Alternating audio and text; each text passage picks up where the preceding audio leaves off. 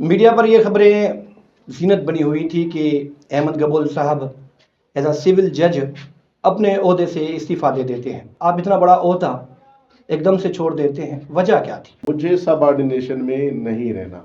दूसरा बात जो सिंध के अवाम के हवाले से बात है, वो वाकई हम लोग एक पॉवर्टी उसमें लकीर के नीचे चल रहे हैं। उनकी प्रायोरिटीज़ बिल्कुल हमारे यही है, मगर जब मैं समझता हूँ कि मेरे अंदर ये इतनी सलाहियत है, मेरे अंदर अहलियत है कि मैं उस चीज़ को अच्छे तरीके से मैनेज कर सकूँ।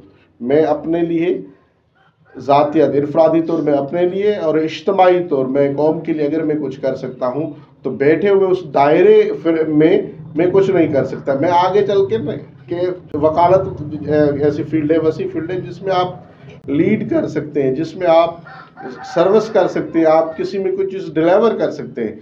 वो सरकारी दायरा कार में जो आप बैठ कर कुछ भी ना कोई चीज़ उस लायामल उस लकीर के बाहर नहीं निकाल सकते। मैं इस चीज़ को इस मानते हुए मैं अपने जिस तरह अपने अंदर और रूहानी तौर में एक आज़ाद पसंद ख्याल का बंदा हूँ, और यही मेरे लिए एक कौमी मफाद के लिए भी बेहतर है कि मैं एक फ़र्द सिंधी कौम का फ़र्द होने के नाते मैं इस टाइम मल्टी डायरेक्शनल सूरत हाल में जो फंसे हुए सिस्टम है उसमें अगर मैं कुछ कर सकता हूँ, एक बिट की तरह, एक छोटी सी चूंटी की तरह कोई चीज़ अगर कौम के हवाले से कर सकता हूँ तो वो मैं वकालत में कर सकता हूँ, मैं सरकारी नौकरी में नहीं कर सकता।